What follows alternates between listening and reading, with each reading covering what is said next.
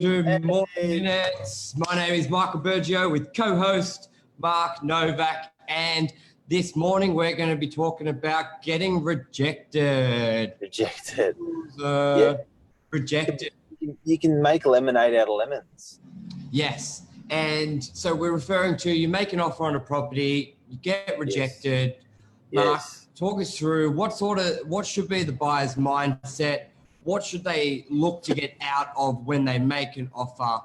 Obviously, would love to get it accepted, but it's not always reality. Oh, look, I think when getting your offer rejected, it's really good to know why. I think that's probably the most important thing out of the rejection. I'd actually look forward to the rejection so you can do a little bit of a discovery process and work out what is going to make that deal stick. So, we call it sometimes a counter offer. So, you'll make an offer of 280,000, 380,000, and then the vendor or the seller comes back at 420,000. That's great. That's a great rejection in terms of you now know where the goalposts are. Well said. So, and especially in a market. Good morning, Jeff. Good morning, Andrew, Todd. Always good to have you guys on. Lots of viewers on this morning straight off the bat. This is great because especially in a market at the moment where basically data or research you had done with yourself two months ago, 3 months ago, it's almost irrelevant. The market's grown. So we are, like we call it, in a transitional market. It is an upward market. So sometimes as a buyer, even as an agent, we've got no idea where these properties are going to go. So you see a guide price on it, and we've had a couple of examples, even though in our, say, agency, for example, it's been 8 to 880 and you're guiding 800. We've had several examples where they're selling for 950 and that's just with pure demand. So very important when you lay down the offer is to get that figure back, because then and you can assess, but also terms as well, Mark. Terms, and one other thing, when you make the offer, don't use the word or. Yeah. Talk me through that. What do you mean? Well, people, when they get rejected, they set themselves up for rejection, and that to the other agent, then you know that there's more money in them. So they'll say, "Oh, look, can you make that offer of 300,000 or see how you go?" Yeah. So you've got to be sort of finite. You've got to be like final. You've got to be like finished. You've got to be like, that's it. So when you make the offer, set yourself up that it's not easy for the agent to reject you. Do you know what I mean? So, look, that's my offer. It's the best offer I could do. If you can submit that to the client, it'd be great if you can get that accepted. As opposed to, there's my offer of 380, or put that in, or just see how you go. Yeah, because you're already, basically telling the agent, I've got another offer. So just as a formality, submit that and I'll give you the new offer. When it's like, and from an agent, your ears prick up, ping up, just like, okay. And you're almost like, yep, submitted it, no good. What's your next offer?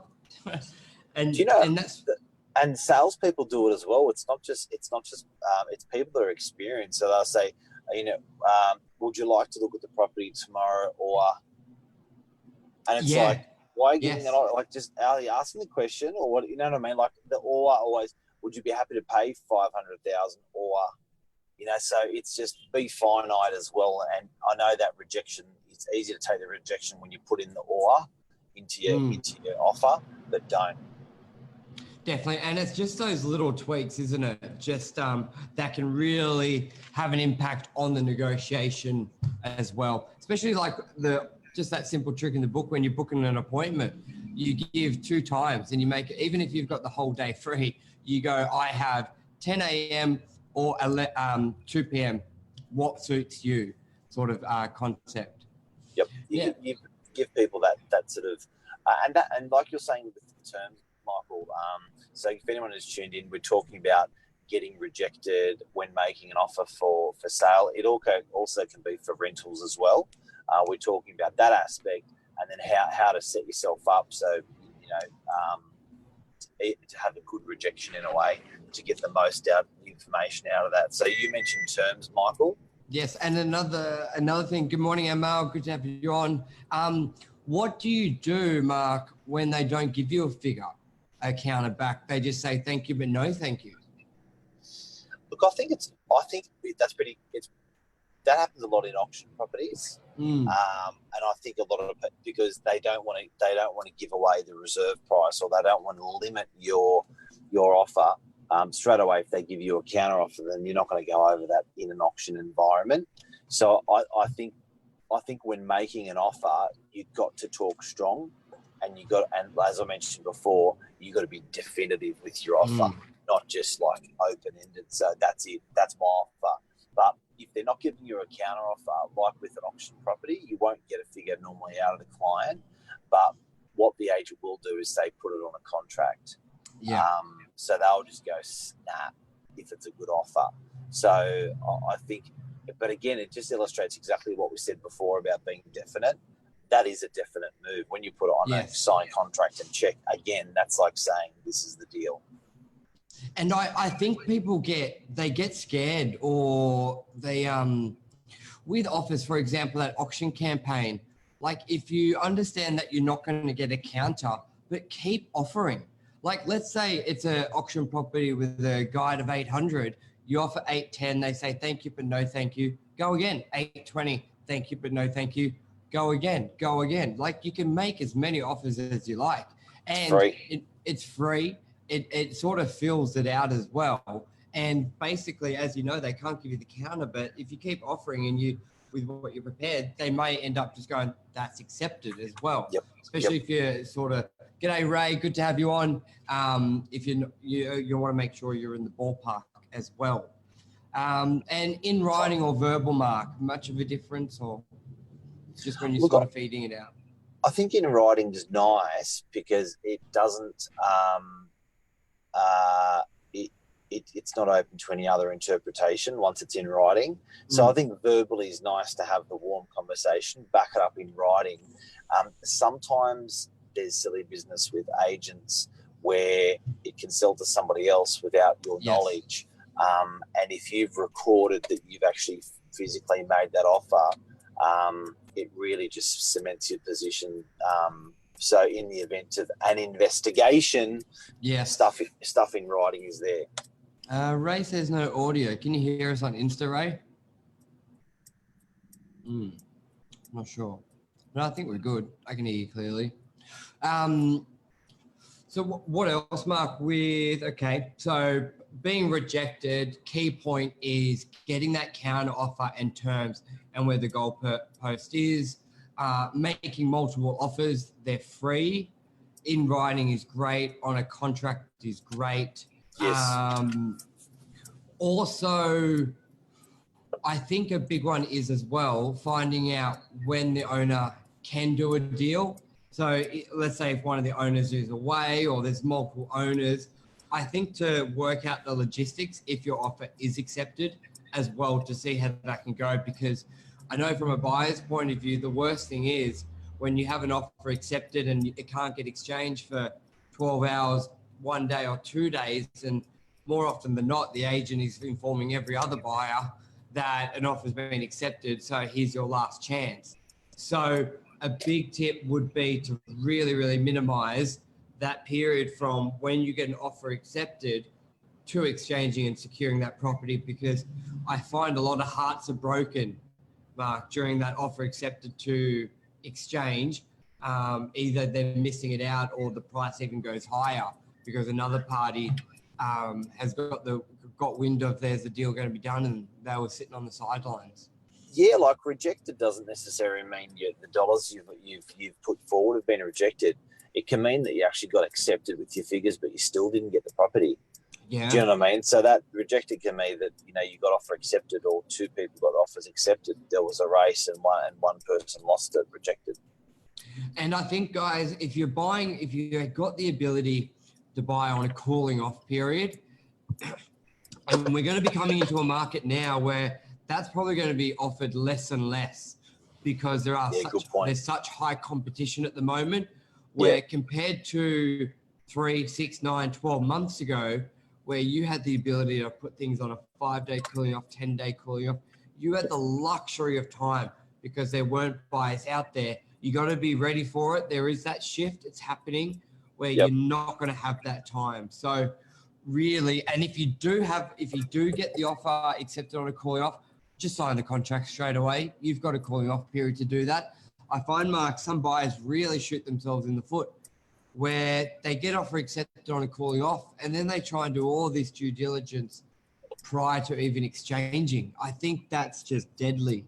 You know what? In an auction, in a negotiation, there's one thing that's consistent in all that. Any people that move solidly, swiftly, always end up doing a better deal. So if you're wishy-washy, if you're slow, if you're arduous, if you're, I just find that, in an auction, environment, people can see you straining and they got you. But when you're just with your offers in an auction, you can get rejected. That's what today's about. Spot on. Rejected. But, I always like, if I'm ever bidding on someone else's behalf, I always keep the gaps consistent. I don't change the gaps, the dollars. You just took exactly what I was going to say. With my when I did that Manly auction, Mark, for a client, I spoke to Alex Haddad, great auctioneer. I called him up, good buddy of mine, just said, what's the tips of what tips do you have for me bidding at an auction? What do you see? Is that because you're vaping or you? Vaping. I said, what's the best tip you see people buying? And I sort of was like, do I bid first? I like whatever. And he goes, whenever you bid, once you've done your first bid, your second, third bid are instant. You don't even think for a second. So you bid 800, the next guy goes 820, you're 830 instantly. And I found that when I was doing it at the auction, it just gives that perception that you're not missing out on this property. You have no limit. Go away. This is my property. And I was watching one of Tom Panos's auctions on, on Saturday. And there was this bidder, the exact same thing started, but he was just instantly. Before basically the other guy had his hand up, he had already outbid him. And you could just see that effect it had on the other bidder. He was like, I'm giving up because why bid again? He's just going to outbid me straight away. Choose $5,000, $15,000. Yes. Yeah.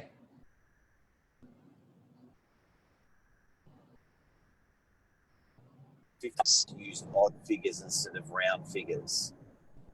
I often like to use odd figures instead of round figures. So instead of saying 700, I'd be more inclined to saying 703. It shows that as an offer maker, you've thought about it a lot, you've structured it, and that's it.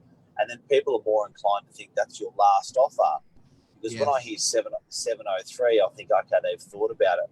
When I hear 700, I think I might be able to get them up 720, 705, 710, 750, whatever that may be. I just think straight away I'm going to get them up. But when it's an odd figure, great thing to do in a negotiation when you're making offers if you don't want to get rejected. Good point, because when I see that sort of 703, you're thinking, shit, their max was 700 and they're just squeezed out like an extra $3,000 sort of thing. G'day, Billy. Hope you're well, bud. Billy, don't forget my number. Yeah. Mark, what do we got on Thursday? Where are we going? Why are we going? Oh, my God. We're going to Thailand. Wow. Yeah. Are we going to be live streaming from Thailand? I think we'll give it a crack. We can't let our thousands of viewers down. Millions. Millions. So we're doing a bicycle ride, 500 kilometres on a bike over 5 days. It's going to be fun. So over land, 120 kilometres a day we're doing. And we're doing it for a charity. We're doing it for a kids' home and orphanage in Thailand. Great cause. Love you did it last year? Did it last year. It was very moving. It was very touching. meeting Beautiful. the kids, going to the home. We had a meal there, got to know the kids, and that's what we rode for. So we rode, we finished the ride at the home, and any money. So we've Michael Berger, Mark Novak, Prav and Vala. If you can sponsor any of us, the 100% we've paid for our rides, our foods, our accommodation, or 100% of the funding. It's not a non-for-profit; it's an all funds go to the charity. So it's not like 95% of the funds or anything. All funds will go towards the charity. So if anyone's got $20 spare, wants to support us, can support us. $100, $5, whatever it is, we'll put the link appreciated. In here. Oh, Lisa Novak just joined us. Unfortunately, she will not be joining us on the ride. Real estate royalty. Real estate royalty. Yeah. But at least she's here in spirit. Yeah, Lisa went soft. Lisa was meant to go on the ride as well. First, she was meant to do the ride. Then she was meant to do support. But unfortunately, she's fallen ill. Yeah. She's, we'll have to, maybe next time. Maybe next time. Anything else you want to add there, Mark? Have a great day. It's Monday. It's a cracker of a day, and real estate is hot. Options are good. We had the dual key. Tell us about that one. Okay, so that was a new property bought 2 years ago. Tell us through that. That's a great example of growth. I was trying to sell these puppies for $7.99 18 months ago, having a hard time, and we sold them, and there was 5 of them. Of course. There was 5 of them, and now I've just resold one of them. Auction was tonight at 6:30. That's been cancelled because we sold it, and it sold for $940,000. Wow. And that had good income, didn't it? The jewel $1,100 a week. Wow, that's massive. So repayments at like 3%. I think you worked out the other day. What were those figures? Look, if you're borrowing all the money, it works out to about 35 grand. Oh, son. It works out to about 35 grand of repayments. If you're about 3.5, say 40. And your repayments, if your money coming in is 55 grand, but you also had 35 grand of depreciation. So that's almost big. Yeah, that almost added an extra $250 a week to your rent, just because of the depreciation. I think depreciation is is something a lot of people miss. I don't think a lot of people know what it is. I don't think huge. I think we should do a talk on it actually, probably tomorrow, Mark, because it's a big topic. It can be a game changer, and you can get it for I think up to 40 years. Property is out there. So let's talk about depreciation tomorrow, because let's do that. Hey, and the takeouts about today, let's do those. Yes.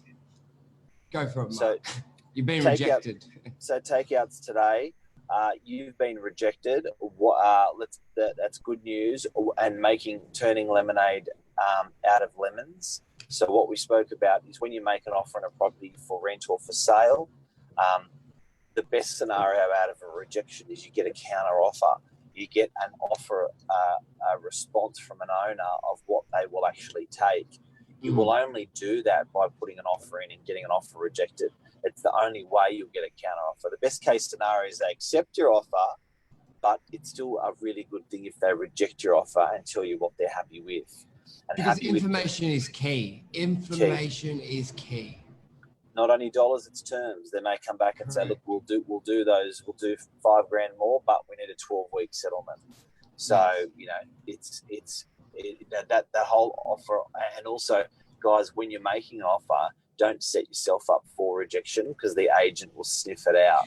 Yes, and say that again. Basically, you don't have make this offer or try this after. Just keep it simple and concise. Yeah, less is more. As an example, one person says, "That's my final. I know it's my first offer. That's my final offer. I can move quickly. My offer is $705. If you could submit that, and I'd love to get that accepted. Thank you very much." Very, very finished, very finite. The worst one is that's my offer of 705. What do you think? See how you go. What do you think? Try that. Can you just put it in anyway and just see how you go? Like as soon as you hear that as an agent, if there's an or a see how you go behind it, it's not definitive, then you know there's an opportunity for more money. Don't say that when you're making an offer. Yes. Make multiple offers in an auction campaign. Do not be disheartened if they do not give you a figure or a counter. Very different to private treaty. They're more inclined to give you a figure that would buy it. Auction campaign, if it's a good agent, they will not. No.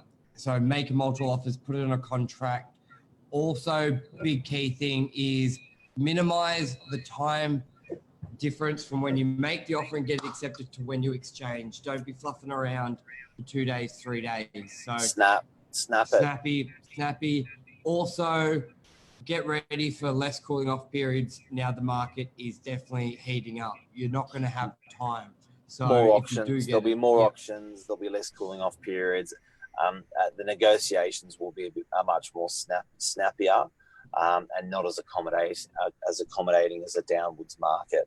So what we've done in 2017 and 18 or 16, end of 16, 17, 18, I think you're not going to see that style of market any longer. It's now switched from a buyer's market to a seller's market, and that is very for sure. quickly. Very bloody quickly. Yeah. Alrighty, and we got the Thailand ride. I'll put the link, guys, in the comments. $5, $50, $5,000, whatever you guys can if help. you could sponsor us, it'd be really appreciated, guys. Very much appreciated. Alrighty, guys, thank you very much. Tomorrow morning we're going to be doing depreciation. Hey, take care. Hey, thank you, everyone. See you guys. See everyone. Bye. Bye.